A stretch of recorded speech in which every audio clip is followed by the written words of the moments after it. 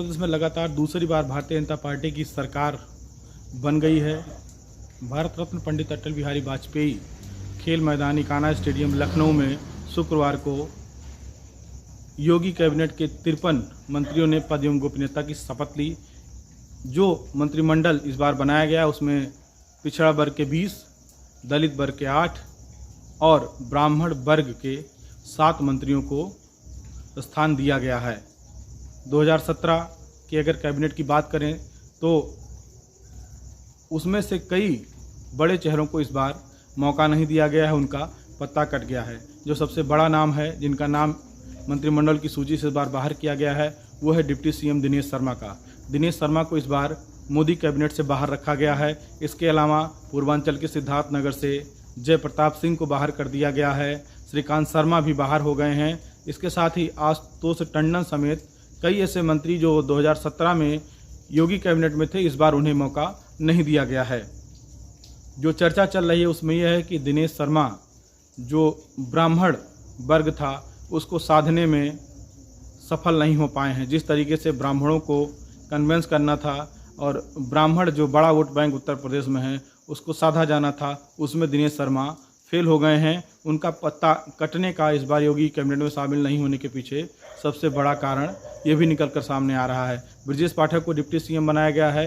केशव प्रसाद मौर्य जो सिराथू से चुनाव हार गए थे, उसके बाद भी उन्हें एक बार फिर डिप्टी सीएम की जिम्मेदारी दी गई है। ब्राह्मण को साधने के लिए, ब्राह्मणों को संभालने के लिए उत्तर प्रदेश में अब ब्रजेश पाठक को पहली बार डिप्टी सीएम बनने का मौका मिला है। उन्हें अब आने वाले समय में ब्राह्मणों की कमान उत्तर प्रदेश में संभालनी होगी। इसके अलावा तमाम ऐसे बड़े चेहरे हैं जिनको मौका दिया गया है योगी सरकार में।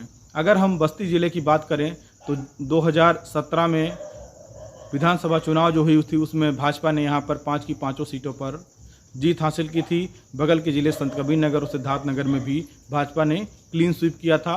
मतलब 13 की 13 सीटों पर मंडल के भारतीय जनता पार्टी ने कब्जा किया था। इस बार पूरे मंडल में भारतीय जनता पार्टी का जो प्रदर्शन था वो खराब रहा। बस्ती ज़िले में 5 में से 4 सीटें भारतीय जनता पार्टी हार गई।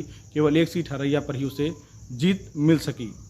और ये जो हार थी बस्ती ज़िले की, उसका असर आज के शपथ ग्रहण समारोह में भी देखने को मिला। मंडल से जो एक मंत्री थे जय प्रताप सिंह 2017 के चुनाव में, इस बार उन्हें भी मंत्रिमंडल से बाहर कर दिया गया है, उन्हें भी मौका नहीं मिला है। तो बस्ती मंडल के तीनों जिलों में से किसी भी विधायक को मंत्री बनने का मौका नहीं मिला है।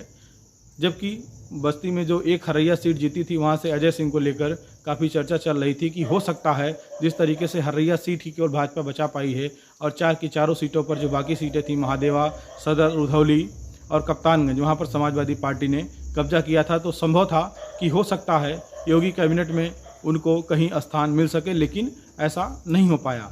अब बस्ती ज़िले में जो भारतीय जनता पार्टी की राजनीति है, जो भारतीय जनता पार्टी का संगठन है, उसमें आज के डेट में सबसे बड़ा जो चेहरा निकल कर सामने आया है वो है भाजपा के राष्ट्रीय मंत्री और बस्ती से सांसद हरीश द्विवेदी का। क्योंकि विधानसभा चुनाव में 4 सीटें भाजपा हार चुकी है, केवल भाजपा के एक विधायक हरैया के अजय सिंह हैं। तो अब जो 2024 का लोकसभा चुनाव है उसको लेकर सारी तैयारियों को शुरू कर दिया गया है। और भारतीय जनता पार्टी की ये परंपरा रही है कि वो पूरे 5 साल तक चुनाव की तैयारी करते हैं।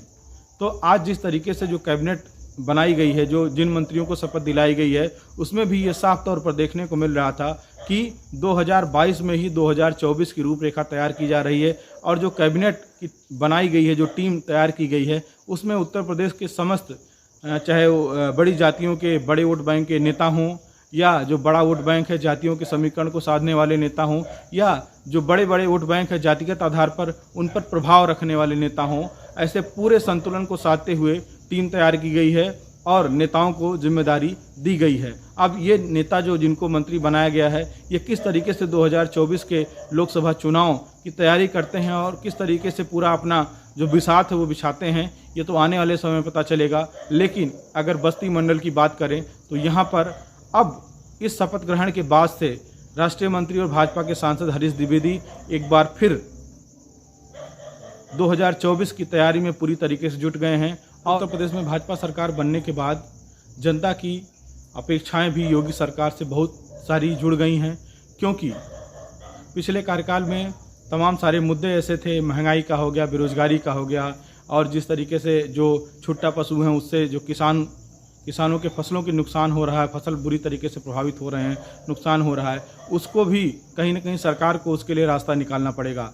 और जो बेरोजगारी का मुद्दा है वो भी एक हद तक उसके लिए भी सरकार को अस्थायी प्रयास करने होंगे, और जो बेरोजगारी का स्तर है, जो रोजगार की जहाँ जहाँ संभावनाएं हैं, उस पर काम करने की ज़रूरत है। महंगाई के मुद्दे पर भी सरकार को प्रयास करना होगा, जिससे कि महंगाई को जो मूलभूत ज़रूरत की चीज़ें हैं उनकी कीमतों पर नियंत्रण रखा जा सके, और आम आदमी जो सामान्य वर्ग है या जो आर्थिक रूप से कमज़ोर तबका है वो ज़रूरत के सामान उनके पहुंच तक बनी रहें, क्योंकि जो नई सरकार बनी है अब उसके सामने तमाम सारे ऐसे बड़े काम हैं जिनको पूरा करने की जिम्मेदारी है। और जो 2017 से 2022 तक में विकास के क्षेत्र में, तमाम सारे सड़कों के निर्माण के क्षेत्र में, धार्मिक स्थलों के विकास के क्षेत्र में, और खासकर कानून व्यवस्था को लेकर जिस तरीके से योगी सरकार ने 2017 से 2022 तक एक लक्ष्मण रेखा खींची थी, एक पैमाना सेट किया था, उस रेखा को मिटाने के बजाय उससे अच्छी और बेहतर रेखा खींचने की जिम्मेदारी होगी। अब सरकार इस पर कितनी सफल होती है और जनता